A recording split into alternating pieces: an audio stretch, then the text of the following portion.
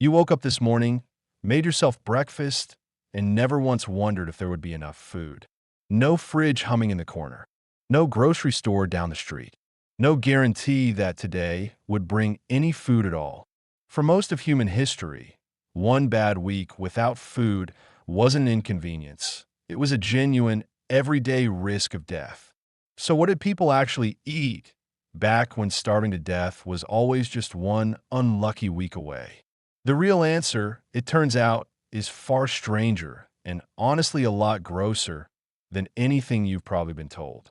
This is Knock, and this, curled up beside him, is Ash, who is about to get very interested in dinner. Ash genuinely doesn't care what's on the menu tonight. He just wants a bite of whatever Knock manages to find. Everything Knock is willing to put in his mouth today, some hungry, primal part of you still quietly craves right now. So let's start with the part of ancient eating that nobody ever puts on a modern restaurant menu. Knock flips over a rotting log, and just like that, dinner comes scurrying out in a dozen different directions. Bugs weren't some desperate last resort for hungry people. Pound for pound, they were actually better than steak. Some grubs pack more usable protein than beef does, gram for gram, and require exactly zero dangerous hunting. And unlike a deer, bugs never sprint away from you. They're food that just sits there patiently, waiting to be found. Then versus you today, you would probably scream and run. Knock just shrugs and calls an easy lunch. Even the children in Knock's group learned early, if it wiggles and doesn't bite back, it's very probably food. Here's the genuinely wild part. About 2 billion people alive on Earth right now still eat insects completely on purpose. So that old instinct never actually left you. You just quietly outsourced it to a chip flavored like one. But bugs, honestly, were only ever the appetizer. What Knock really wanted, more than anything, was something sweeter. Somewhere high up on a cliff face, a wild beehive hums quietly, and Knock decides it's worth the serious risk. This almost exact scene, remarkably, was painted onto a cave wall roughly 8,000 years ago in what's now Spain.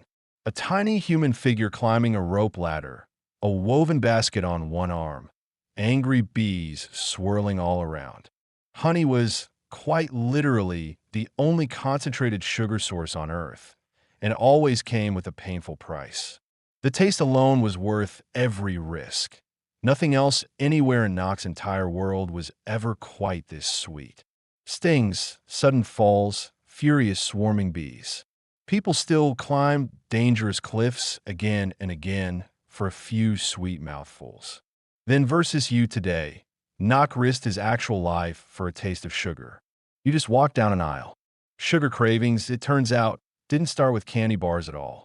They started on a cliff surrounded by bees.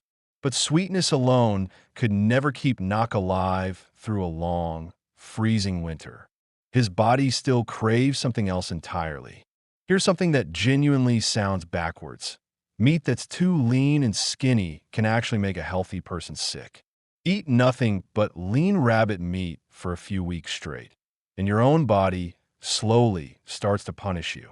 Researchers actually call it rabbit starvation. Too much protein, far too little fat, and your body slowly wastes away. So hunters gave the leanest cuts of meat to their dogs and carefully kept every single scrap of fat for themselves. Fat was so valuable to the group that it got shared first before anything else was ever divided up. Fat wasn't treated as some guilty pleasure back then. Fat was pure survival, quietly measured out in calories per bite. Then versus you today, that late-night craving for greasy fries? That's a genuinely ancient survival alarm going off. Hunters even chose their targets by fat content, deliberately chasing down the oldest, heaviest animal in the entire herd. Your own body still remembers all of this. Fat still tastes like genuine relief to you, not reckless indulgence. And whenever Knock truly wanted more fat, he didn't stop at the meat itself. He went straight for the bone.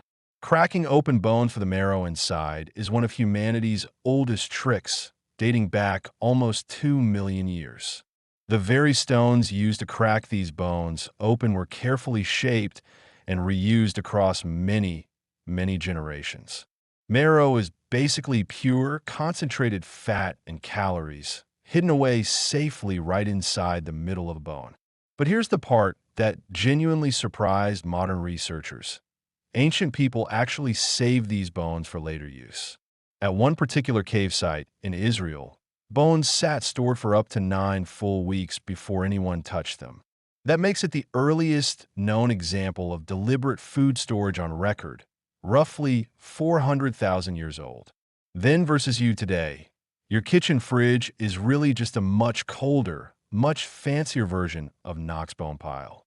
Ash, of course, gets all the leftovers, and honestly, he's really not complaining about that particular arrangement at all. Quick pause here. What's the one single food you genuinely couldn't survive a whole week without? Tell Ash in the comments. Because fat and bone marrow could only carry Knox so far. Sometimes his body genuinely needed real, hard-won meat. To actually get real meat, Knox didn't try to outrun anything at all. He simply, stubbornly refused to ever stop. Almost every animal on the plains is faster than a human sprinting. Almost none of them can outlast one. Humans sweat freely through bare skin all over their body. Most animals can only cool down by panting instead. So under a brutal midday sun, even the fastest animal alive eventually just completely runs out of ways to cool down. This exact kind of hunt could take several hours, sometimes stretching across most of one brutally hot day. There was no finish line waiting anywhere ahead of him. Just the next footprint in the dust, and then the next. Then versus you today. That runner's high you feel after a hard workout, that's the exact same ancient reward system. When the exhausted animal finally collapsed, Knock wasn't celebrating triumphantly at all. He was simply, quietly, relieved it was over. Meat like this could feed Knock's entire group for several days straight. But meat alone was never the whole story. On most ordinary days, honestly, nobody at all in Knock's group was out hunting anything in the first place. Instead, they were out digging up roots, cracking open nuts, and gathering wild seeds together by the handful. Acorns, wild pistachios, oats, and roots. Plants quietly made up most of the daily calories in most years. Gathering plants was never glamorous or exciting work, but it was steady, reliable, and almost anyone could help out. The exact mix changed drastically depending on where you lived. Desert groups ate almost no plants. Others ate little else. There was genuinely never one single caveman diet. There were hundreds of different ones, built from whatever the land gave. Then versus you today. The modern paleo diet trend would honestly confuse most real ancient humans completely. Coastal groups, meanwhile, added shellfish and small fish into the mix, using whatever the nearby water happened to offer. Some plants, honestly, were tough, bitter, or even a little toxic when eaten raw. Everything changed once fire got involved. Fire didn't just cook meat over the flames. It quietly unlocked calories that nothing else could ever reach. Cooked food is genuinely softer, safer to eat, and far easier for your gut to actually break down.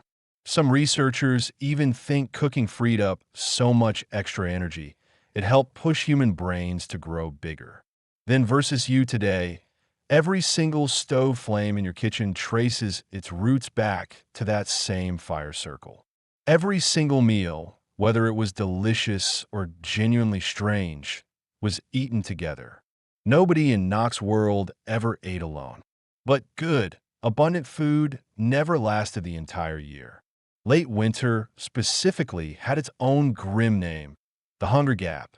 During those brutal weeks, insects, marrow, and old stored bones weren't some optional snack. They were the entire survival plan. Every strange, gross, oddly brilliant food you just watched wasn't some desperate backup plan. It was actually the whole point. Somewhere back in your own family line, an ancestor ate something today's version of you would honestly never dare try. Knock never needed one single perfect diet plan. He just needed to never, ever say no to a real meal. And that hunger, flexible, relentless, and willing to eat almost absolutely anything, is the exact reason you exist today. So what did ancient humans actually eat in the end? Basically anything at all that could keep them alive. Bugs, honey, fat, marrow roots, and meat. Not really a diet plan at all. Simply a raw survival instinct. That exact same instinct is still quietly inside you every single time your stomach growls loudly at 2 a.m. Same human, different world. Tell Ash down in the comments. Which of these ancient foods could you actually honestly stomach eating yourself? Next time, what happened when something with sharp teeth found Nock's small fire, alone in the pitch black dark?